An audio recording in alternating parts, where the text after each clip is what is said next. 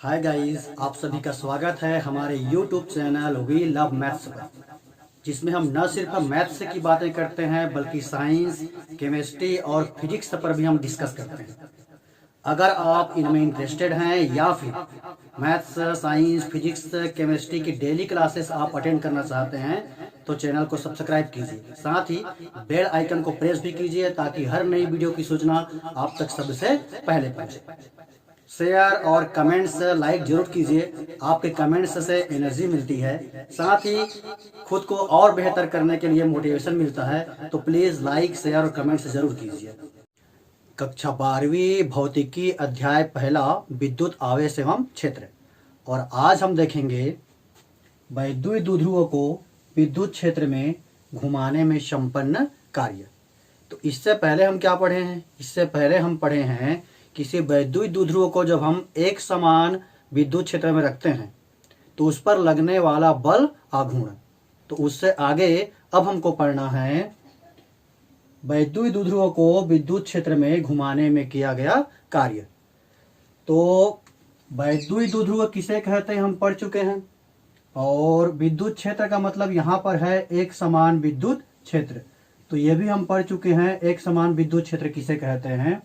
और कार्य, हमको कार्य का व्यंजक निकालना है तो कार्य का सूत्र आप पहले से पढ़ते आए हो। कार्य बराबर क्या होता है? कार्य बराबर होता है बल गुणित विस्थापन। मतलब अगर हमको कार्य निकालना है तो हमको चाहिए बल और विस्थापन। और इससे पहले के लेक्चर में हम पढ़े हैं बल आघूर्ण, जिसको हम टाउ से व्यक्त करते हैं। यह एक समान विद्युत क्षेत्र है जिसमें वैद्युत द्विध्रुव को थीटा कोण पर रखा गया है। ये वैद्युत द्विध्रुव हो गया, मान लीजिए ये ए है और ये बी है। तो ए बी जो है वैद्युत द्विध्रुव है जो प्लस क्यू और माइनस क्यू आवेशों से मिल करके बना है, और इसको एक समान विद्युत क्षेत्र में थीटा कोण पर रखा गया है। तब इस पर लगने वाले बल आघूर्ण का व्यंजक हम पढ़ चुके हैं।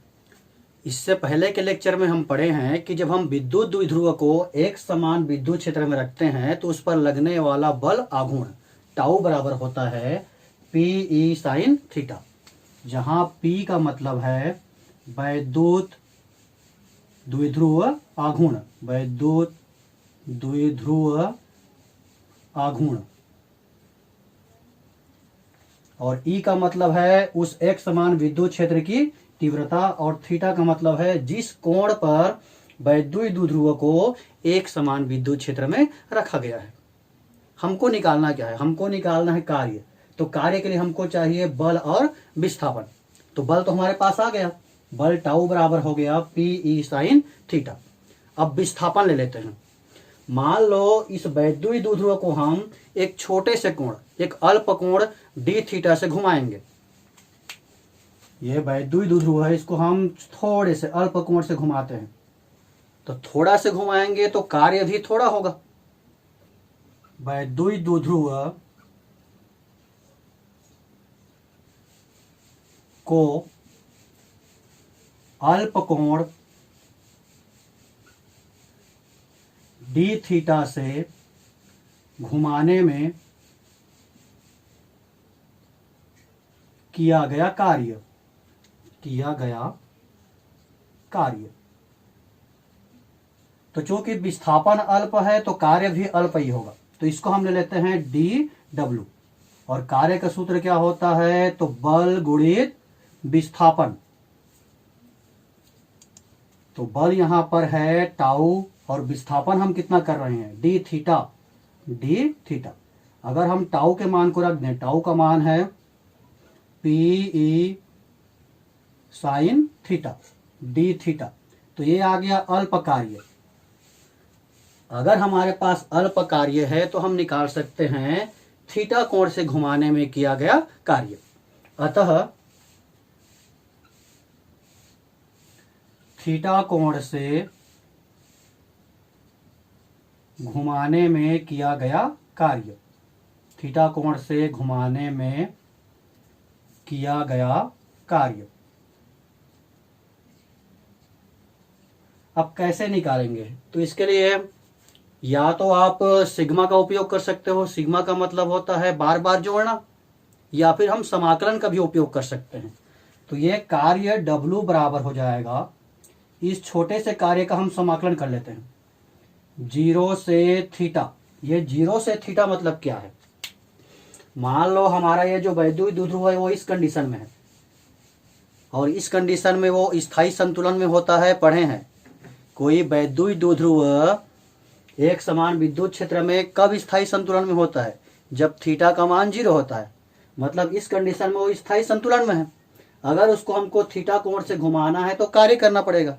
मतलब कहाँ से कहाँ ले जा रहे हैं? 0 से थीटा। 0 से थीटा समाकलन करना है dw का। इसको हम सरल कर लेते हैं, तो 0 से थीटा dw हमारे पास है PE sine theta D theta. तो ये तो नियतांक है, तो इसको हम बाहर निकालते हैं, तो ये हो जाएगा PE बाहर निकल गया, 0 से theta sine theta D theta. Sine theta का समाकलन क्या होता है आपको याद होना चाहिए। हो सकता है आप बायो के स्टूडेंट हो तो भी आपको समाकलन अवकलन आना चाहिए, क्योंकि फिजिक्स या केमिस्ट्री में इसका बार बार उपयोग हम करते हैं, समाकलन और अवकलन का।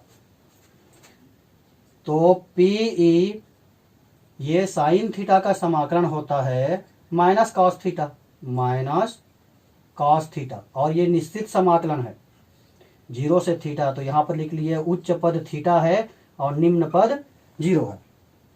अब यहाँ से पहले तो माइनस को कॉमन निकाल लो, तो ये कार्य W बराबर हो गया, माइनस को निकाल लिए PE, यहाँ बच गया कॉस थीटा 0 से थीटा। अब इसको कैसे सॉल्व करते हैं? तो माइनस PE एक बार उच्च मान को रखते हैं, फिर माइनस करके निम्न मान को रखते हैं। मतलब ये हो जाएगा कॉस, ये थीटा के जगह में थीटा, माइनस कॉस ये थीटा के जगह में 0। तो इस प्रकार से हमारे पास आ गया माइनस PE कॉस थीटा, तो कॉस थीटा ही रहेगा। कॉस 0 का मान कितना होता है? त्रिकोणमिति पढ़े हो, कॉस 0 का मान होता है 1। अब ये माइनस को अगर हम मल्टीप्लाई कर दें तो ये माइनस हो जाएगी, ये प्लस हो जाएगा। मतलब किया गया कार्य W बराबर हम लिख सकते हैं PE 1 माइनस कॉस थीटा। ये हो गया किसी वैद्युत द्विध्रुव को एक समान विद्युत क्षेत्र में घुमाने में किया गया कार्य। अब यहाँ पर हम देखते हैं तीन स्थितियां क्या क्या हो सकती हैं। तो सबसे पहले हम देखते हैं स्थिति पहला या केस 1, जब थीटा इक्वल 0 हो, ये जो कोण थीटा है वो 0 हो, थीटा इक्वल 0 होगा तो कास थीटा इक्वल कास 0 हो जाएगा, और कास 0 का मान होता है 1। तो किया गया कार्य, तो कार्य हम निकालेंगे कार्य W बराबर यहां से, तो ये हो जाएगा PE 1 माइनस कास थीटा का मान 1 है, तो 1 माइनस 1 0 हो जाएगा। यानी कि किया गया कार्य W बराबर हो गया 0। अगर थीटा बराबर 0 है तो किया गया कार्य भी 0 है। क्यों ऐसा हो रहा है? ये एक समान विद्युत क्षेत्र है और थीटा इक्वल 0 है, मतलब हम कैसा रखे हैं? इस प्रकार से रखे हैं वैद्युत द्विध्रुव को, ये A है और ये B है, ये प्लस Q और ये माइनस Q। मतलब वैद्युत द्विध्रुव विद्युत क्षेत्र के साथ कितना कोण बनाया है? 0 कोण। तब उस पर कोई कार्य नहीं करना पड़ेगा। क्यों कार्य नहीं करना पड़ेगा? क्योंकि ये स्थायी संतुलन में है। अगर और अच्छे से समझना है तो इससे पहले का जो हम लेक्चर पढ़े हैं वो वाला वीडियो आप देख लीजिए। होता क्या है, ये जो विद्युत क्षेत्र E है, ये वाला सिरा बताता है प्लस को और ये वाला सिरा बताता है माइनस को। तो यह विद्युत क्षेत्र इस वैद्युत द्विध्रुव को जब हम थीटा कोण में रखते हैं तो अपने समानता लाने का प्रयास करता है। अपने समानता लाने का प्रयास क्यों कर रहा है? ये माइनस है तो प्लस को अपनी ओर आकर्षित करेगा। इसी प्रकार से ये प्लस है तो ये माइनस क्यू को अपनी ओर आकर्षित करेगा। तो जैसे ही वैद्युत द्विध्रुव इस कंडीशन में आएगा वो स्थायी संतुलन में हो जाएगा, तो वहां पर किसी प्रकार का कार्य करना नहीं पड़ेगा। तो ये आ गया कार्य W = 0। सेकेंड केस क्या है? स्थिति दूसरा, जब थीटा इक्वल हम लेते हैं 90 डिग्री। अब थीटा इक्वल 90 डिग्री लेंगे तो cos थीटा इक्वल हो जाएगा cos 90, और cos 90 का मान होता है 0। cos 90 का मान 0 आ गया तो कार्य W बराबर हम निकालेंगे। तो कार्य W बराबर हो जाएगा PE, ये होता है 1 - cos थीटा। cos थीटा का मान 0 आ गया है तो W बराबर आ गया PE 1 - 0, यानी कि W बराबर PE, यानी कि ये हो गया अधिकतम। यहां पर अधिकतम कार्य करना पड़ेगा। अब इसको कैसे समझते हैं? ये जो वैद्युत द्विध्रुव है, जब थीटा इक्वल 0 है तो उस पर कोई कार्य करना नहीं पड़ रहा है, क्योंकि ये स्थायी संतुलन में है। अगर इसको हम घुमाएंगे इस प्रकार से 90 अंश पर, मतलब ये प्लस को हम माइनस से अलग कर रहे हैं। माइनस और प्लस के बीच में आकर्षण होता है ना, तो इसको आप घुमाओगे तो ये विद्युत क्षेत्र क्या करेगा? उसे अपनी ओर आकर्षित करेगा। तो उस आकर्षण बल के विरुद्ध हमको कार्य करना पड़ेगा। तो जब ये ठीक 90 डिग्री में होगा, लंबवत होगा, तो किया गया कार्य का मान अधिकतम होगा। ये हो गया थीटा इक्वल 90 अंश, मतलब जब हम लंबवत रखेंगे तो उस वैद्युत द्विध्रुव पर किया गया कार्य अधिकतम होगा। तीसरा कंडीशन देखते हैं। स्थिति थर्ड, जब थीटा इक्वल 180 हो तो cos theta equal cos 180 degree, और cos 180 डिग्री का मान होता है -1। कार्य W बराबर हो जाएगा PE 1 - cos थीटा, यानी कि PE 1 ये cos थीटा का मान -1 है तो ये माइनस माइनस का प्लस हो जाएगा। तो 1 + 1 मतलब 2, यानी कि यहां पर जो कार्य है वो दोगुना हो गया। लंबवत रखने के लिए जितना कार्य किए थे उससे डबल कार्य करना पड़ेगा। अब ये थीटा मतलब 180 डिग्री लिए हैं, उसका मतलब क्या है? ये थीटा इक्वल 0 है, इसको हम घुमा रहे हैं, ये थीटा इक्वल 90 हो गया, और ये हो जाएगा थीटा इक्वल 180। यहां भी संतुलन में होगा, लेकिन उसको हम कहेंगे अस्थायी संतुलन। तो 180 में घुमाने पर कार्य कितना करना पड़ेगा? तो लंबवत रखने पर जितना कार्य करना पड़ा है उसका दोगुना कार्य करना पड़ेगा जब उसको हम 180 से घुमाएंगे। तो इस प्रकार से अभी हमने देखा कि किसी वैद्युत द्विध्रुव को हम विद्युत क्षेत्र में घुमाते हैं तो उस पर किए गए कार्य का व्यंजक। अब हम देखते हैं एक समान विद्युत क्षेत्र में वैद्युत द्विध्रुव की स्थितिज ऊर्जा। स्थितिज ऊर्जा यानी कि पोटेंशियल एनर्जी। तो सबसे पहले आपको समझना पड़ेगा कि ये स्थितिज ऊर्जा हम किसे कहते हैं, और आप पहले से ही पढ़ते आए हो स्थितिज ऊर्जा और गतिज ऊर्जा। किसी वस्तु में गति के कारण जो ऊर्जा संचित रहती है उसको हम कहते हैं गतिज ऊर्जा। तो स्थितिज ऊर्जा का शाब्दिक अर्थ क्या होगा? स्थिति के कारण संचित ऊर्जा। स्थिति कहने के बजाय हम उसे कहते हैं विशेष स्थिति। किसी वस्तु में उसके विशेष स्थिति के कारण संचित ऊर्जा को हम कहते हैं स्थितिज ऊर्जा। अब विशेष स्थिति मतलब क्या है? मान लो ये पेन है और ये यहां पर रखा हुआ है।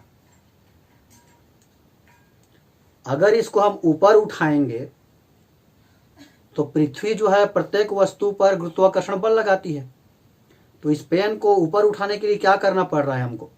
इस पेन को ऊपर उठाने के लिए हमको उस गुरुत्वाकर्षण बल के विरुद्ध कार्य करना पड़ेगा। तो यहाँ पर अगर हमको निकालना है पेन की स्थितिज ऊर्जा क्या है तो इसको हम कहेंगे विशेष स्थिति। यह उसकी मानक स्थिति है, और इस मानक स्थिति से हम उसको उठा करके यहाँ ला रहे हैं। तो इसको हम कहेंगे स्पेन की विशेष स्थिति। तो किसी पदार्थ के विशेष स्थिति के कारण संचित ऊर्जा को हम कहते हैं स्थितिज ऊर्जा। अगर हम वैद्युत द्विध्रुव के स्थितिज ऊर्जा की बात करें तो किसी वैद्युत द्विध्रुव को एक समान विद्युत क्षेत्र में उसके मानक स्थिति से वर्तमान स्थिति तक लाने में किए गए कार्य को हम कहते हैं स्थितिज ऊर्जा। मतलब एक समान विद्युत क्षेत्र में वैद्युत द्विध्रुव के स्थितिज ऊर्जा हमको निकालना है, तो यह स्थितिज ऊर्जा का मतलब हो जाएगा मानक स्थिति से वर्तमान स्थिति तक लाने में किया गया कार्य। वर्तमान स्थिति तक लाने में किया गया कार्य। और अभी हम पढ़े हैं, इससे पहले हम पढ़े हैं कार्य बराबर बल गुणित विस्थापन। अगर हम डी थीटा कोण से किसी वैद्युत द्विध्रुव को घुमाते हैं तो उस पर किया गया कार्य। अब यह वैद्युत द्विध्रुव का मानक स्थिति हम क्या लेते हैं, तो मानक स्थिति हम लेते हैं π/2 यानी कि 90 डिग्री। और वर्तमान स्थिति कह रहा है, मतलब मान लो हमको थीटा कोण तक घुमाना है। मानक स्थिति हम 90 डिग्री क्यों लेते हैं, क्योंकि मानक स्थिति में या फिर 90 डिग्री में वैद्युत द्विध्रुव की जो स्थितिज ऊर्जा है वो शून्य हो जाती है। अभी हम पढ़ेंगे 3 स्थितियां, तो वहां पर और ये क्लियर हो जाएगा कि मानक स्थिति हम π/2 या फिर 90 डिग्री क्यों लेते हैं। तो अगर हमको स्थितिज ऊर्जा निकालना है तो हमको क्या निकालना पड़ेगा, कार्य निकालना पड़ेगा। कौन सा कार्य, मानक स्थिति से वर्तमान स्थिति तक वैद्युत द्विध्रुव को ले जाने में किया गया कार्य। तो इससे पहले हम पढ़े हैं अल्प कार्य। मान लेते हैं, माना कि एक समान विद्युत क्षेत्र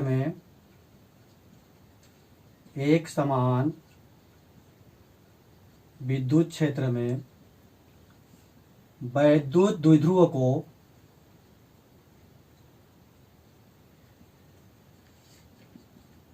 डी थीटा कोण से घुमाने में किया गया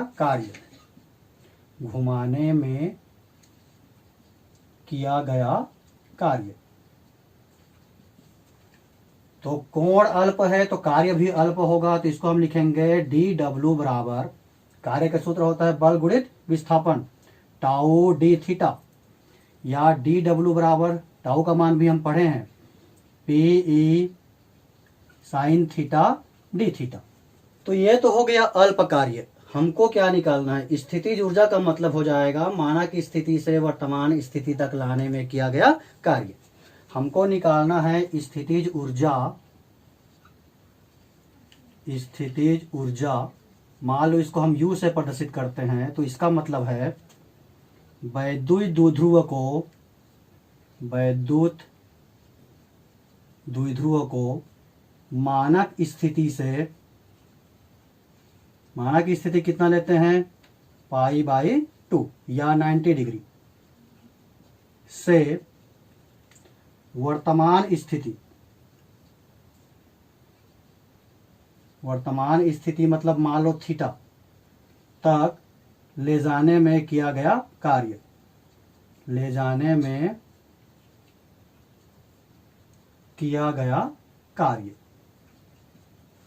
तो ये जो अल्प कार्य है उसी का हम समाकलन कर देते हैं डी डब्ल्यू का। कहाँ से कहाँ तक, तो π/2 से थीटा तक। तो ये हो जाएगा π/2 से थीटा। अब डी डब्ल्यू का मान को रख दीजिए, तो π/2 से थीटा, डी डब्ल्यू का मान है P sine theta D theta. P और ई समाकलन से बाहर आ जाएगा, तो ये हो गया पी π/2 से theta sine theta D theta. Sine theta का समाकलन माइनस कॉस थीटा होता है, अभी पढ़े हैं। तो पी ये हो जाएगा माइनस कॉस थीटा π/2 से थीटा, माइनस को निकाल दो, माइनस पी ये हो गया कॉस थीटा π/2 से थीटा हैं। स्थितिज ऊर्जा U बराबर आ गया -PE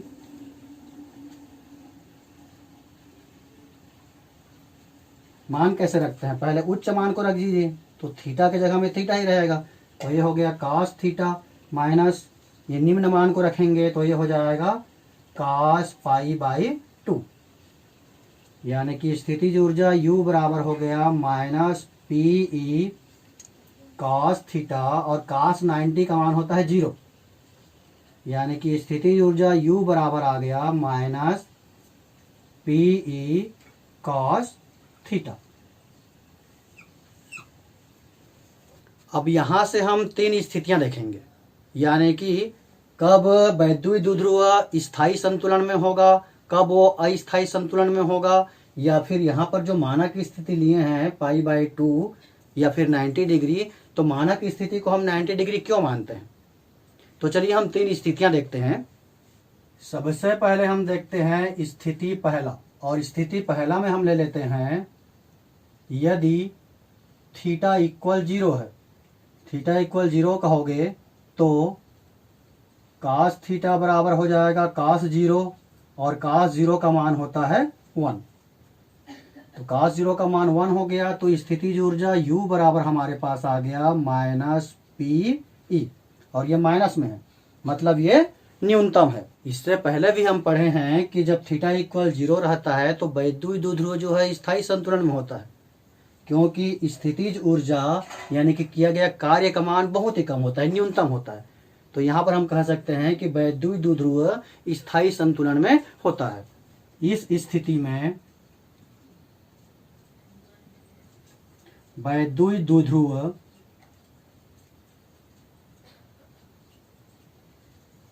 स्थायी संतुलन में होता है, स्थायी संतुलन में होता है।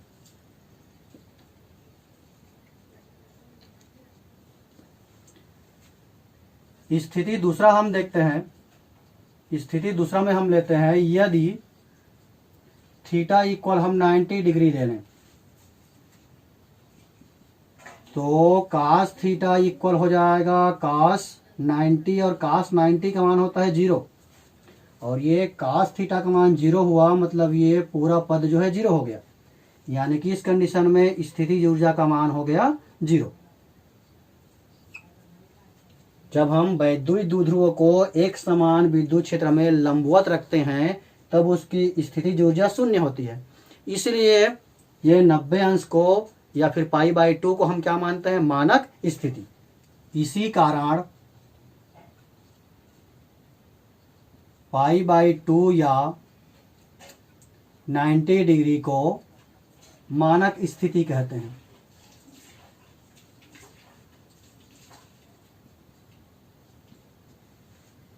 स्थिति तीसरा हम देखते हैं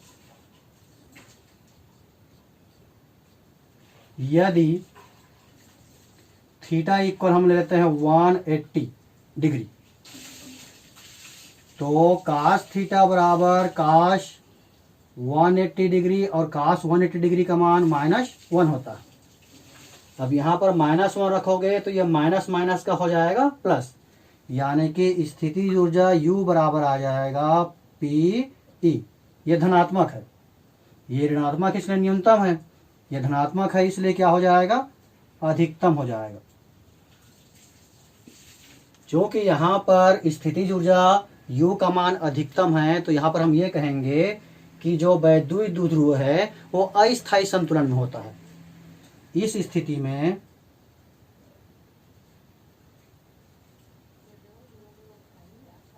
वैद्युत द्विध्रुव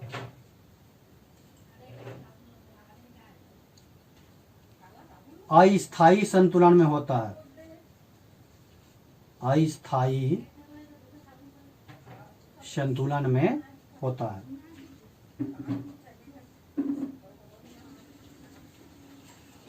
तो आज के क्लास में हम क्या किया देखें, एक समान विद्युत क्षेत्र में वैद्युत द्विध्रुव को घुमाने में किया गया कार्य। उसके बाद हम देखें एक समान विद्युत क्षेत्र में वैद्युत द्विध्रुव की स्थितिज ऊर्जा, और वैद्युत द्विध्रुव कब स्थायी संतुलन में होता है और कब अस्थायी संतुलन में होता है। अगर ये लेक्चर आपको पसंद आया है तो प्लीज़ लाइक और शेयर कीजिए, साथ ही साथ चैनल को सब्सक्राइब भी कीजिए।